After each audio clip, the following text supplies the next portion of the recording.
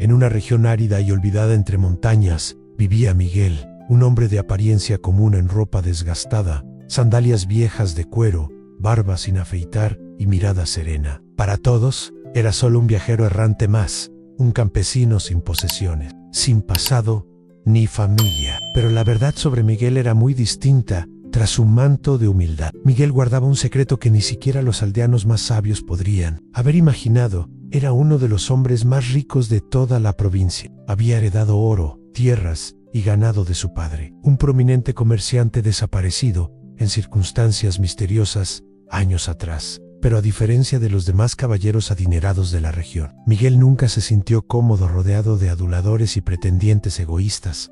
Había visto con sus propios ojos cómo vendían a su hermana, como esposa, a un anciano codicioso. Simplemente porque era dueño de minas de sal, vio a su madre abandonada cuando la riqueza familiar se perdió durante una plaga. Desde entonces, Miguel hizo una promesa solo: entregaría su corazón a una mujer que lo amara por quien era, no por lo que tenía. Fue entonces cuando, en secreto, abandonó su gran mansión y comenzó a vivir como un vagabundo. Recorrió aldeas lejanas, sin revelar su verdadero nombre, hasta llegar a una comunidad sencilla, rodeada de estrictas tradiciones, donde hombres y mujeres aún pedían permiso a sus mayores para tener relaciones sexuales. Allí conoció a Camila, una joven de mirada firme y manos callosas. Las demás mujeres del pueblo la consideraban difícil, no por arrogancia, sino porque rechazaba a los pretendientes que solo veían su belleza exterior. Ayudaba a cuidar a los ancianos, defendía a los débiles y soñaba con el amor verdadero, como los de las antiguas historias de Fogata. La primera vez que vio a Miguel, él cargaba leña a hombros, aunque no lo habían contratado. No entendía por qué un forastero tan humilde se ofrecía a hacer un trabajo tan pesado sin cobrar nada. Él simplemente respondió: es bueno ayudar sin esperar nada a cambio. La respuesta se le quedó grabada en el corazón como una flecha. Silenciosa, pasaron los días y Miguel empezó a ayudar cada vez más. Reparó el techo de la escuela, llevó medicinas a los enfermos y enseñó a los niños a escribir. La gente empezó a confiar en él, excepto los hombres del pueblo, que lo veían como una amenaza por acercarse a Camila con sinceridad y sin ostentación. En Camila, por su parte, empezaba a enamorarse, pero se reprendía a sí misma. ¿Cómo podía interesarse en alguien tan pobre? Había jurado que jamás dependería de un hombre para vivir. Pero había algo en Miguel que la desarmaba en su silencio, su respeto, su manera de verla como si fuera más que apariencia o reputación. Una noche, mientras caminaban solos cerca del río, Miguel dijo: si tuviera algo que ofrecerte además de mi tiempo, ¿lo aceptarías? Camila se rió, pensando que era una broma, pero respondió: si tienes el coraje de amarme, aunque sea duro y orgulloso, eso es suficiente. Se besaron, y así comenzó lo que parecía un romance sencillo entre dos almas humildes. Pero Camila no sabía, desconocía la verdadera identidad de ese hombre, y mucho menos el precio que pagaría por amarlo cuando se supiera la verdad. Los días posteriores al beso junto al río estuvieron llenos de silencio y tímidas sonrisas entre Miguel y Camila. Él seguía viviendo como un simple ayudante, y ella sintió que, por primera vez, alguien la veía de verdad, sin la desconfianza ni la codicia. Camila ya había sido rechazada antes. Su belleza llamaba la atención, pero su fuerza ahuyentaba a los hombres que solo buscaban una esposa sumisa. Miguel, sin embargo, no se dejó intimidar. Cuando Camila hablaba de sus sueños de libertad e igualdad, él simplemente escuchaba, con los ojos brillantes, como si cada palabra fuera una joya excepcional. Pero en un pequeño pueblo, donde todos sabían lo que hacían los demás, ningún secreto permanecía oculto por mucho tiempo, especialmente cuando involucraba a una mujer fuerte y a un misterioso extraño. Las chismosas del pueblo, encabezadas por doña Oldara, una mujer amargada que había perdido a su marido por una mujer más joven, empezaron a susurrar: ¿qué quiere este hombre sin apellido con nuestra Camila? Preguntaban. Debe estar hechizada por él. El rumor cobró fuerza. Bastaba con que un niño mencionara haber visto a Camila recogiendo hierba sola en el campo al anochecer para que alguien sugiriera que estaba haciendo pociones de amor. Alguien recordó que leía libros antiguos heredados de su abuela. Alguien más recordó que su padre había muerto repentinamente. La conclusión, aunque absurda, cayó como un rayo en Camila. Era una bruja en tan solo 3 días. El pueblo que una vez la había respetado, ahora la observaba con temor. Las mujeres la evitaban. Los hombres susurraban. A los niños se les prohibía acercarse a Miguel. Miguel empezó a ser tratado como cómplice, como si lo manipulara un hechizo invisible. Aún así, no se marchó. Al contrario, empezó a caminar con ella en público, desafiando el juicio con su serena presencia. Pero tras su mirada serena, Miguel ardía de rabia. Sabía que el motivo de esas acusaciones era envidiar, miedo, y el más peligroso de los venenos, el orgullo herido de un pueblo que no aceptó el amor libre entre dos almas incompatible con sus antiguas reglas. A la gota que colmó el vaso, llegó una tarde lluviosa, cuando Camila intentó donar ropa y medicinas a una familia enferma. La madre de la familia se negó y, llorando, la acusó de maldecir la leche de cabra, que misteriosamente se había secado. Nadie la defendió, a nadie la cuestionó. Fue entonces cuando se convocó una reunión secreta de los ancianos. Camila fue llamada a la plaza central. El cielo gris parecía presagiar lo que estaba por venir. Miguel intentó detenerla, pero ella respondió: no huiré de mi verdad. Quien se esconde parece culpable. Yo no lo soy. Al llegar a la plaza, decenas de ojos la rodearon. Un anciano sostenía un viejo libro de leyes del pueblo, mientras doña Aldara gritaba condenatoria: bruja, usó brujería para seducir a un hombre puro. Está envenenando a nuestra juventud. Miguel intervino, furioso, diciendo que todo era absurdo, que solo era una mujer con el coraje de amar. Pero su voz quedó ahogada por los gritos y las piedras que caían al suelo. La sentencia fue cruel. Camila sería aislada del pueblo, con prohibición de acercarse a cualquier casa o niño. Y si Miguel insistía en estar con ella, también sería exiliado en esa noche. Camila lloró en silencio, pero no por el castigo. Lloró por la ignorancia de un pueblo que convirtió el amor en pecado. Miguel intentó consolarla, pero ella le dijo: no tienes que pasar por esto conmigo, Ann.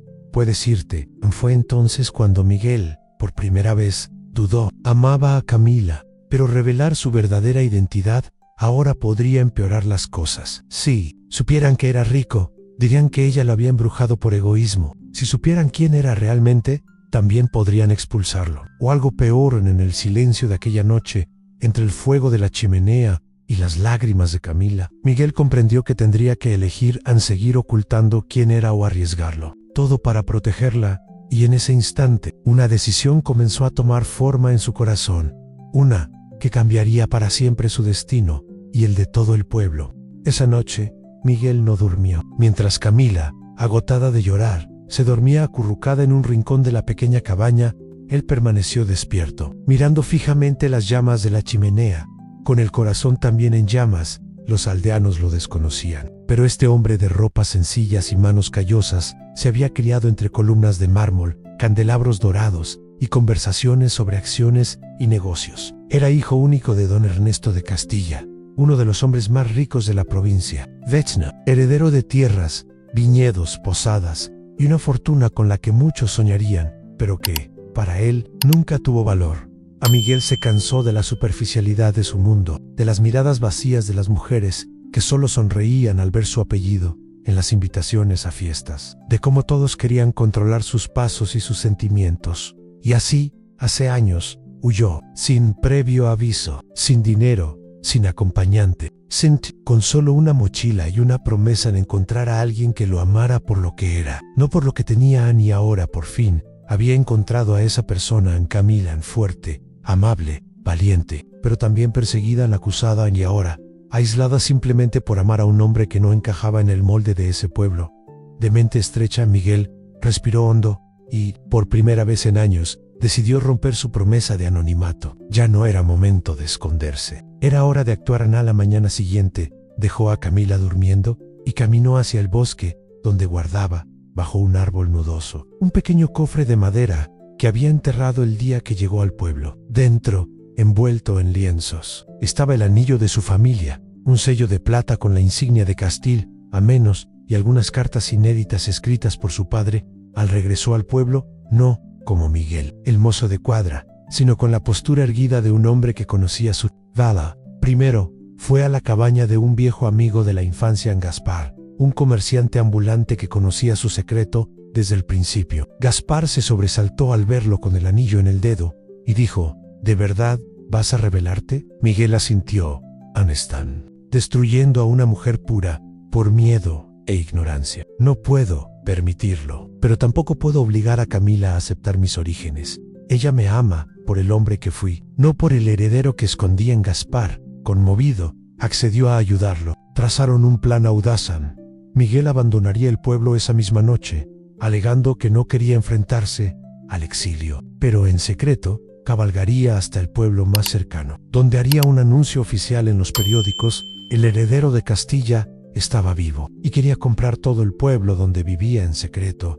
El objetivo: desenmascarar a los hipócritas, desestabilizar el poder de quienes la condenaron, demostrar que la mujer a la que humillaron era, de hecho, la elegida del hombre más influyente que jamás haya pisado el recinto. Esa noche, Miguel se despidió de Camila con un beso silencioso. Ella no entendía su decisión de irse, pero la respetaba. Creía que él, como todos los demás, la estaba dejando mientras montaba su caballo. Miguel miró hacia atrás y dijo en silencio: «Perdóname, volveré por ti, pero volveré como quien soy». En menos de 2 días, los periódicos de la capital publicaron: Miguel de Castilla, heredero desaparecido, regresa y anuncia la compra del pueblo olvidado. La noticia corrió como la pólvora. Los líderes de la aldea, los ancianos, los comerciantes, todos temblaron. Llegaron cartas con sellos reales, avisos de abogados, invitaciones a reuniones. Pero la mayor sorpresa llegó cuando, al 7º día, llegó al pueblo una delegación encabezada por un hombre montado en un caballo negro, con espada de oficial y ropas nobles. Era Miguel. Descendió ante la plaza central, ahora adornada con banderas de bienvenida forzadas, y declaró ante todos: «Vine a cobrar una deuda, pero no es una deuda de dinero, es una deuda de respeto, de humanidad». Vain por ella, y señaló a Camila, que observaba todo desde lejos, sin entender lo que pasaba. El pueblo se paralizó. Los gritos de «bruja» cesaron, los rostros palidecieron, y en ese momento la historia de Camila empezaría a cambiar. No porque un hombre rico la eligiera, sino porque decidió demostrarle al mundo que ella valía más que cualquier fortuna.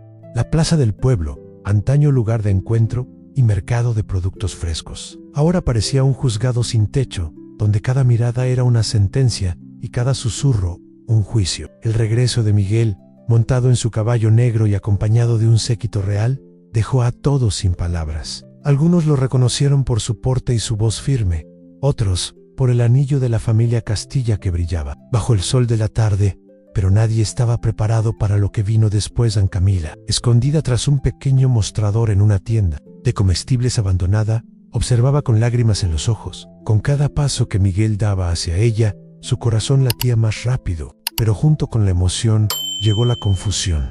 ¿Quién era este hombre? ¿Qué significaba todo este acto de la vida real? ¿Dónde estaba el humilde y amable mozo de cuadra con quien había compartido tanto dolor y esperanza? Cuando Miguel finalmente se detuvo frente a la multitud, se quitó el sombrero, levantó la cabeza y habló con voz firme: «Soy Miguel de Castilla, heredero de don Ernesto, y por voluntad propia viví entre ustedes como un hombre común, porque quería conocer lo que el dinero no puede comprar: amor verdadero, compasión, justicia». La multitud quedó en silencio. Luego señaló directamente a los ancianos, sentados junto a la estatua del fundador de la aldea, los mismos que habían firmado el decreto de exilio de Camila, acusándola de brujería sin pruebas. Y lo que encontré aquí fue lo opuesto. Vi a una mujer humillada por amar, llamada bruja, por desafiar una tradición corrupta, juzgada por hombres que ocultan sus pecados tras mantos religiosos y cargos políticos. Los ancianos se estremecieron. Ellsworth, que meses antes había dirigido una ceremonia simulada de purificación para alejar el mal de la aldea, se puso de pie, nervioso. «No entiendes las costumbres de nuestra gente». Practicaba hechizos, jugaba con hierbas, hablaba sola por las noches. «Eso no es amor, is desviation». Miguel se rió irónicamente. «¿Jugar con hierbas? ¿Y las parteras que curan con tés? ¿Y los sacerdotes que hablan con un dios invisible y rezan solos a medianoche? ¿Son todos hechiceros también?». El silencio pesaba como una piedra antieje. Fue entonces cuando Gaspar, el amigo comerciante que siempre había apoyado a Miguel, entró en la plaza con una caja de madera. La abrió delante de todos, revelando docenas de cartas escritas por los propios ancianos, exigiendo favors, malversando alimentos y, en un caso, incluso negociando tierras de los campesinos con extranjeros. Prueba de corrupción. Estos son los verdaderos criminales, gritó Gaspar. No la joven que amaba a un hombre de otra tribu, no la mujer que rezaba a las estrellas y atendía a los heridos, cuando todos los demás le daban la espalda. En el pueblo estalló en murmullos. La gente empezó a mirar a Camila con nuevos ojos, pues dos mujeres mayores, con los ojos húmedos y el rostro arrepentido, la llevaban a la plaza. Eran María e Isabela, vecinas que también habían proferido palabras de odio para sí y Ojora. Agachaban la cabeza. A Miguel se acercó a Camila, le tocó suavemente la mano y ella retrocedió. ¿Por qué me mentiste?, susurró con la voz quebrada. ¿Por qué me dejaste creer que eras uno de nosotros cuando eras todo esto? Miguel bajó la mirada, porque necesitaba que me amaras sin saberlo. Quería estar segura de que tu amor era para mi corazón, no para mi herencia. Pero lo entenderé si nunca vuelves a confiar en mí. Camila lo miró fijamente durante largos segundos. Todos contuvieron la respiración, y entonces ella respondió: no confío en los títulos, ni en los anillos familiares. Pero Sequoian, eras cuando nadie te veía. Y ese era el hombre que amé. Miguel sonrió conmovido, pero antes de que pudiera decir nada, un grupo de guardias de la comitiva se acercó a los ancianos y al sacerdote Han. En nombre de la corona, quedan todos arrestados para ser interrogados. Con base en las cartas encontradas, se les acusará de corrupción, abuso de autoridad e incitación a la violencia contra personas inocentes. A los ancianos no reaccionaron. Sabían que el imperio se desmoronaba. La multitud comenzó entonces a aplaudir, al principio tímidamente, luego con fuerza. La plaza, antes llena de odio y juicio, ahora resonaba con una nueva energía en justicia, reconocimiento incluso esperanza. Camila, aún desconfiada, observaba todo con atención. Michael la miró a los ojos y dijo: devolveré este pueblo a la gente. El dinero que heredé se usará para construir una escuela, un centro de salud y un refugio para mujeres como tú, que han sido silenciadas durante siglos. Ella asintió, pero seguía sin sonreír, porque la herida que llevaba era vieja, y todo el oro del mundo no podía curarla inmediatamente. Después del día del juicio y el alboroto en la plaza, el pueblo nunca volvió a ser el mismo. Los ancianos, antaño intocables, ahora respondían por sus crímenes en una lejana corte real. El sacerdote, destituido por la diócesis, había sido reemplazado por un joven misionero que predicaba el amor y la compasión, no el miedo ni el castigo. Miguel, como prometió, asumió su título, pero se negó a vivir en el castillo familiar. Se instaló en una sencilla casa en la colina más alta, desde donde podía contemplar el pueblo que ahora estaba reconstruyendo con sus propias manos. Vestía ropas sencillas, se relacionaba con la gente en los mercados e insistió en trabajar junto a los albañiles en la construcción de la nueva escuela. Pero había algo que lo perturbaba más que cualquier sentencia, cualquier juicio o cualquier cicatriz política. Camila había desaparecido. Nadie sabía a dónde había ido. De todo esto, se marchó en silencio, sin despedirse. Solo dejó una nota: necesito aprender a curarme antes de poder volver a confiar en alguien. Miguel leyó esas palabras tantas veces que memorizó cada curva de la letra. Sentía su ausencia en cada rincón del pueblo, en las calles donde una vez la vio sonreír con los niños, en el río donde la ayudó a buscar agua por primera vez, incluso en el sendero donde solía recoger flores para preparar sus remedios naturales.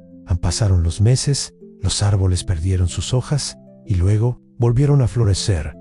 Miguel seguía allí, construyendo, ayudando, pero siempre con la mirada distante en los ojos, como esperando algo que quizá nunca regresara. Una vez viajó a la gran ciudad en busca de hierbas raras para un tratamiento en el nuevo centro de curación que estaba financiando. En un pequeño puesto escondido entre los callejones, encontró un arreglo de flores secas atado con una cinta azul, tal como solía hacer Camila. Le preguntó a la vendedora, una anciana de rostro arrugado y mirada sabia: ¿quién trajo esto?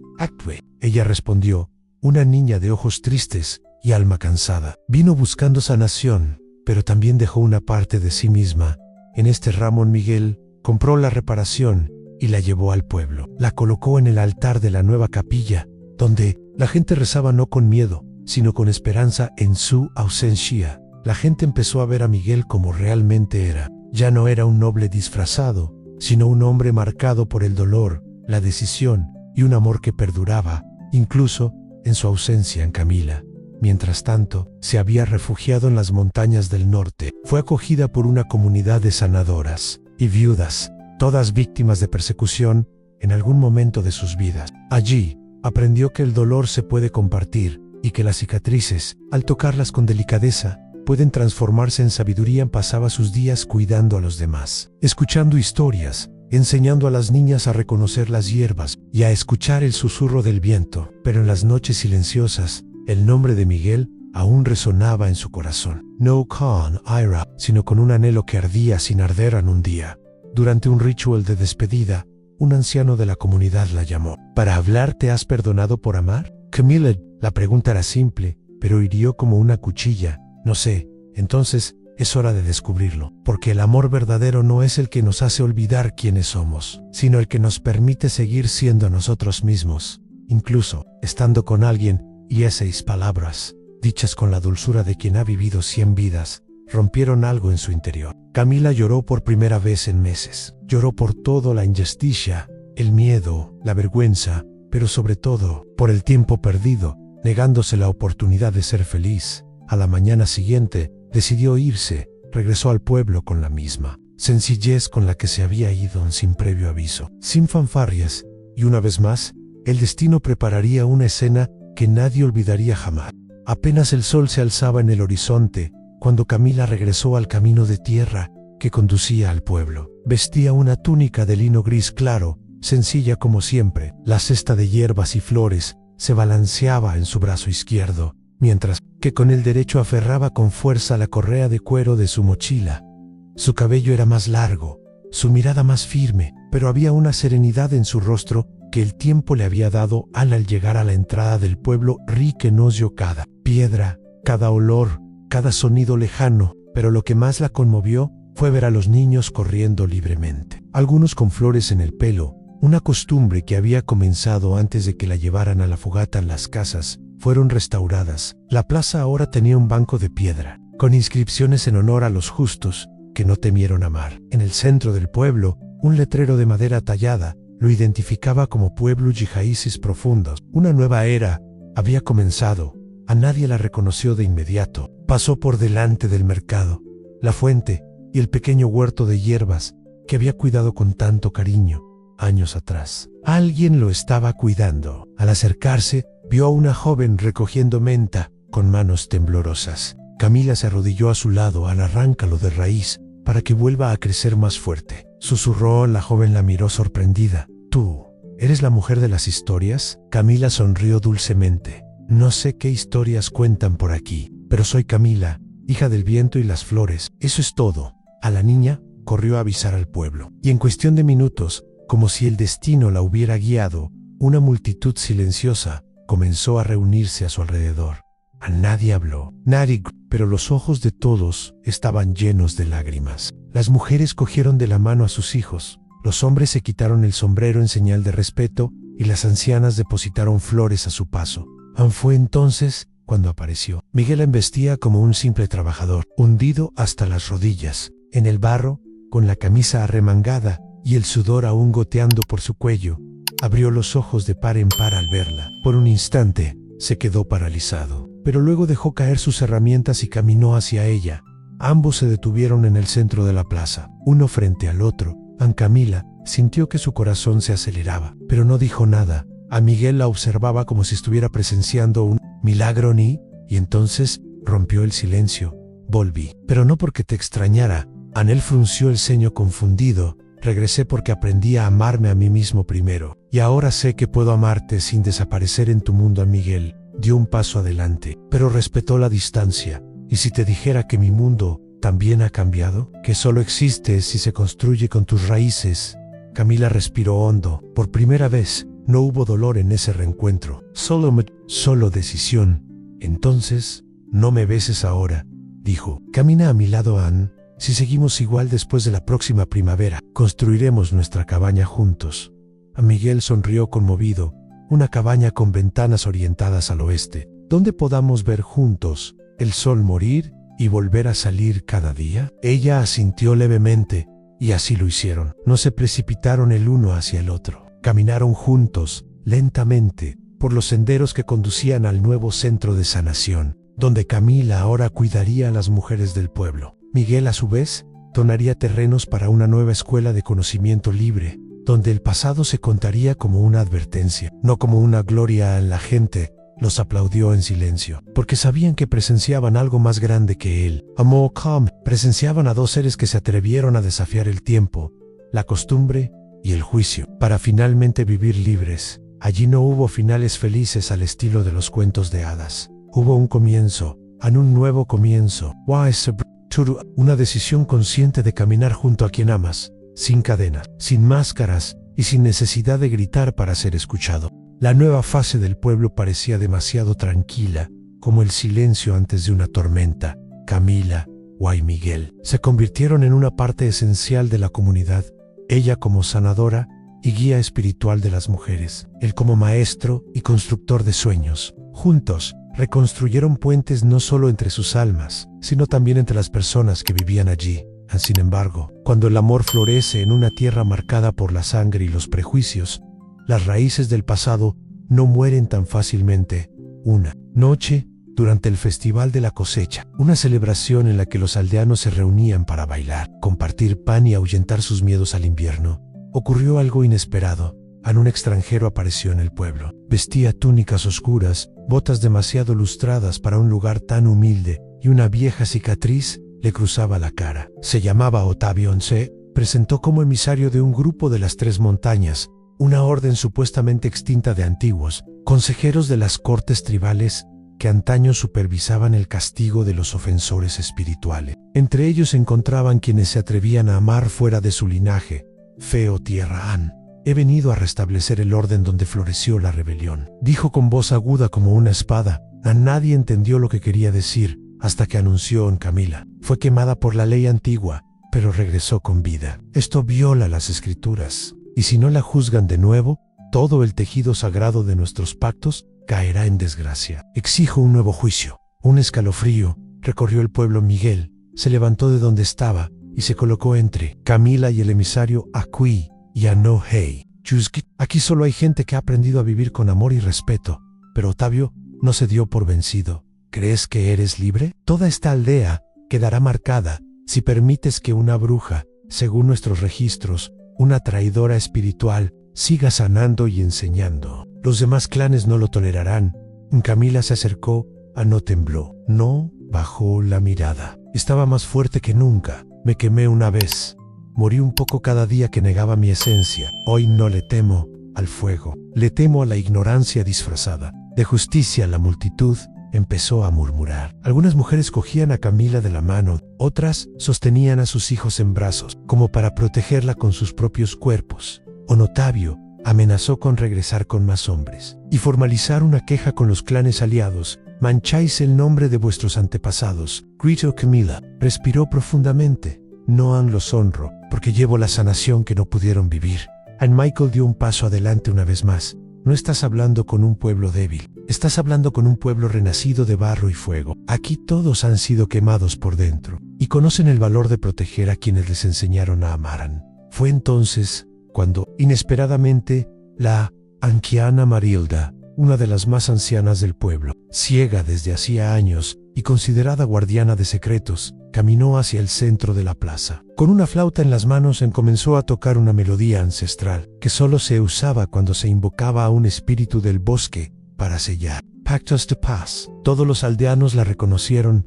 Camila se arrodilló ante ella. Marilda le puso la flauta en las manos y dijo: la voz del amor ahora es tuya. Tócala, muéstrale a este hombre que aquí la verdad no se dice, se siente. Camila jugó en una melodía triste e intensa que parecía bailar con el viento, invadiendo los corazones de todos. Otavio retrocedió unos pasos. Se le llenaron los ojos de lágrimas, pero no dijo nada. Simplemente se dio la vuelta, montó en su caballo y desapareció en la oscuridad.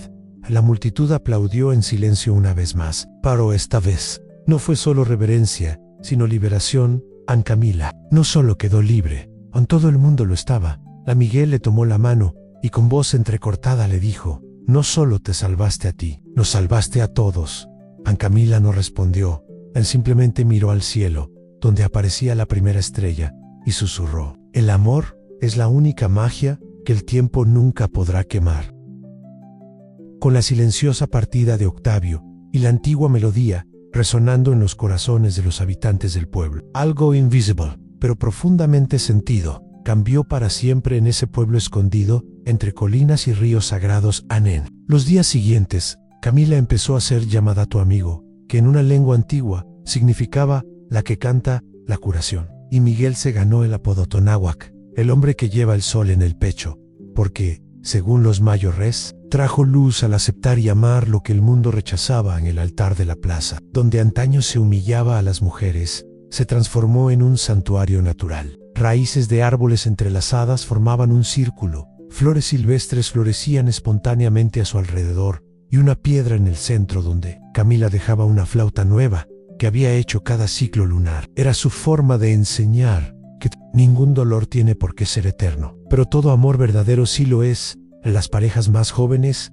empezaron a buscar su consejo antes de casarse, no para seguir tradiciones vacías, sino para comprender lo que significaba amar con valentía a los niños del pueblo. Incluso los de diferentes tribus crecieron escuchando que las marcas de sus orígenes no deben separarlos, sino recordando que el verdadero valor de alguien reside en lo que lleva en su corazón, no en su piel. Su nombre o su sangre en Camila y Miguel no necesitaron rituales ni testigos para casarse. Todos ya consideraban sagrada su unión ampero, una mañana despejada. Mientras el rocío aún goteaba entre las hojas y los primeros pájaros cantaban a coro, Camila apareció en el centro del pueblo, vestida con una sencilla túnica blanca. A su lado, Miguel llevaba una banda azul bordada, con símbolos de dos tribus entrelazadas en sin anuncio, sin fiesta, sin velos, tan solo ellos dos. Y la certeza de que ya estaban casados a través de las decisiones, las luchas y las cicatrices que compartían. La ceremonia fue sellada con una mirada profunda y una promesa silenciosa de nunca dejarse borrar. Incluso si el mundo a su alrededor lo intentaba, la anciana Marilda, ahora muy débil y a punto de partir hacia el mundo espiritual, dijo en sus últimos días: vi mucho dolor en esta tierra, vi fuego, vi sangre, vi separaciones, pero también vi algo que rara vez se ve dos veces en la misma vida: en amor que sobrevivió a la muerte y renació como semilla en otros corazones. Camila le tomó la mano y la anciana se fue con una sonrisa, al son de una suave melodía tocada por la propia bruja, ahora curandera, ahora guía, ahora leyenda viviente. Pasaron los años y historias como la suya comenzaron a extenderse por otros pueblos, como el viento entre los árboles. Algunos decían que tenía magia en sus dedos, en otros que era hija de la luna con espíritu ancestral, pero quien realmente la conocía, sabían, Camila era solo una mujer que se atrevió a amar a un hombre de otra tribu, y por eso fue quemado pero fue ese mismo amor el que la trajo de regreso. Eso la resucitó de las cenizas, quien enseñó a todo un pueblo lo que significa resistir con ternura. En la cima de una colina, donde la brisa se mece entre las hojas, se alza una pequeña escultura tallada en piedra. Representa dos manos unidas, una de piel clara y otra oscura, entrelazadas en forma de corazón.